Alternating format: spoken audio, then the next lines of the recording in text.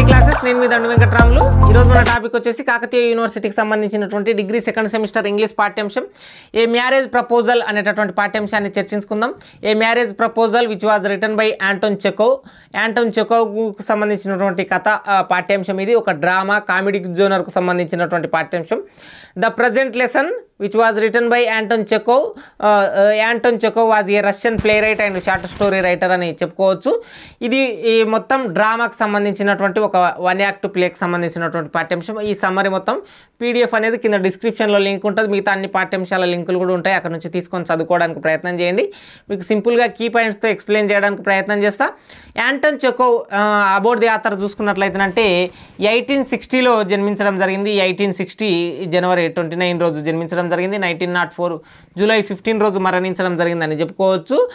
A Anton Chekhov was a Russian playwright and short story writer. ఇతను నాటకకర్త మరియు చిన్న చిన్న కథలు రాసేటటువంటి రచయిత.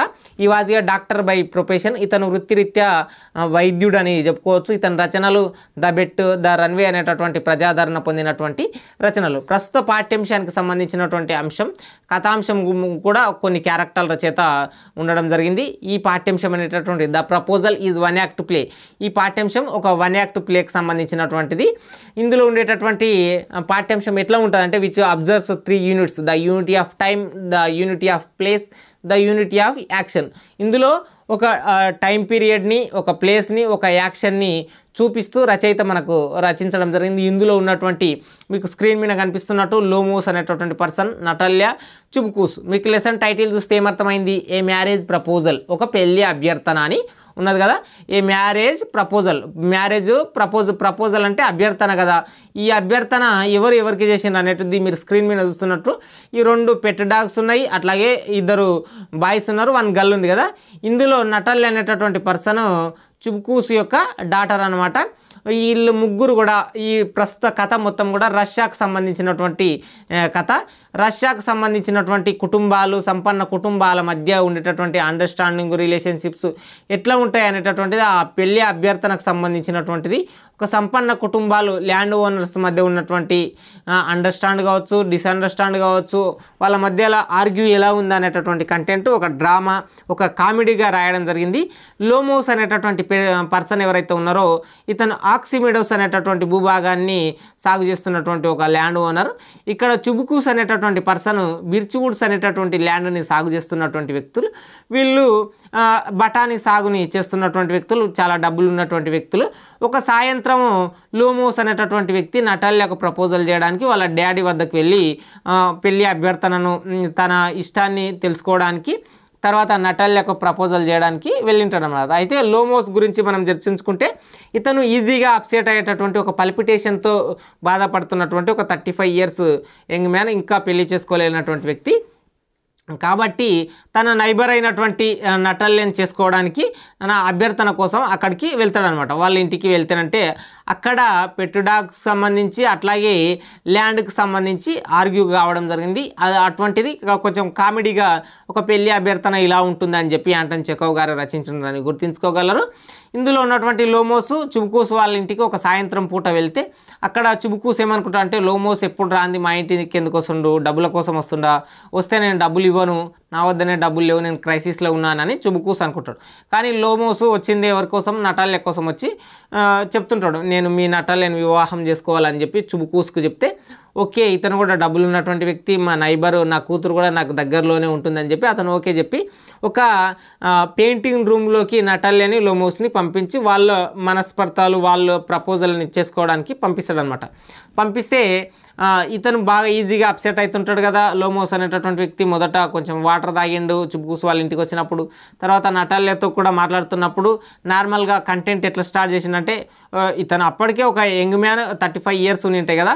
అతను ఎవరిని నటాలియా ఒక 25 సంవత్సరాల కూతురైనటువంటి చుబుకూస్ కూతురైనటువంటి వ్యక్తిని పెళ్లి చేసుకోవాలని వెళ్ళింటాడు. ఇక్కడ లూమోస్ నటాలియాతో మాట్లాడుతున్నప్పుడు ఏమంటుంటాడంటే ఈ యాక్సిమిడోస్ అనేటటువంటి మేము సాగు చేస్తున్న భూభాగంలోని సగభాగమే మీరు సాగు చేస్తున్నటువంటి బిర్చ్వుడ్స్ ల్యాండ్స్ ఒకప్పుడు మాకే ఉండే అని చెప్తాడు అనమాట నార్మల్ కన్వర్జేషన్లో. అప్పుడు నటాలియా కూడా అవును మీ ల్యాండే, మేము దీన్ని డబ్బులకు కొనుక్కోవడం జరిగింది, థ్రెషింగ్ మిషన్ మీకు ఇచ్చి మేము ఈ ల్యాండ్ తీసుకున్నామని నటాలియా చెప్తుంది.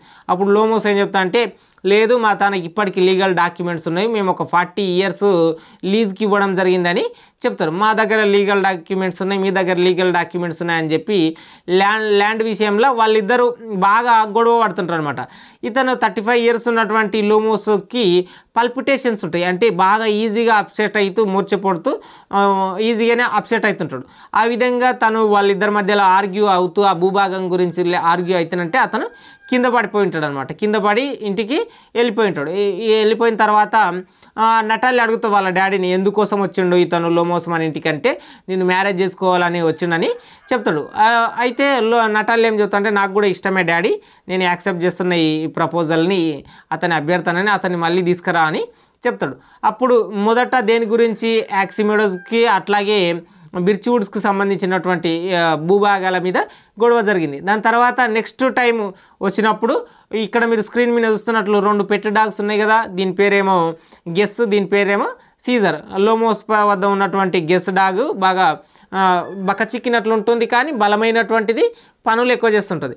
ఇక్కడ నటల్లే వద్ద ఉండేది సీజర్, ఇది బాగా బలిష్టంగా అందంగా ఉంటుంది కానీ ఏ పని చేయదనమాట. ఇక్కడ రెండోసారి వచ్చినప్పుడు మీ కుక్క మంచిది మా కుక్క మంచిదని కుక్కల మీద గొడవ జరుగుతూ ఈ పాఠ్యాంశం ఉండడం జరుగుతుంది. ఇక ఇట్లా గొడవ పడుతున్నప్పుడు చుంకూసే వెళ్ళి వీళ్ళు మా నైబర్ అయినటువంటి ఇతన్నే అండర్స్టాండ్ చేసుకోలేని నటల్లే వేరే ఇంటికి ఇస్తారంటే ఎట్లా అండర్స్టాండ్ చేసుకుంటుంది, కాబట్టి ఇతనికి ఇవ్వడం సబబు అని చెప్పి వాళ్ళిద్దరి చేతులు కలిపి వాళ్ళ అభ్యర్థనని బలపరుస్తూ వాళ్ళిద్దరికి మ్యారేజ్ చేయడం జరిగిందని గుర్తుంచుకోగలరు. మీకు తెలుగులో కూడా అర్థమవుతుంది, ఇది ఒక ప్రతిపాదన. ఇక్కడ ఎవరైతే చుంకూస్ అనేటటువంటి వ్యక్తి, అట్లాగే నటల్య, అట్లాగే లోమోస్ అనేటటువంటి ఈ 3 పర్సన్స్ మధ్య ఈ భూభాగానికి సంబంధించినటువంటిది, అట్లాగే పెంపుడు కుక్కలకు సంబంధించినటువంటి అంశాల మీద అసమ్మతితో గొడవలు జరుగుతున్నటువంటి కంటెంట్ అని చెప్పుకోవచ్చు. ఇది ఈ పాఠ్యాంశానికి సమ్మరీ. మిగతా అన్ని పాఠ్యాంశాల సమ్మరీ కింద డిస్క్రిప్షన్లో ఉంటాయి. మీకు ఏదైనా డౌట్ వస్తే ఇన్స్టాగ్రామ్లో మెసేజ్ చేయడానికి ప్రయత్నం చేయండి.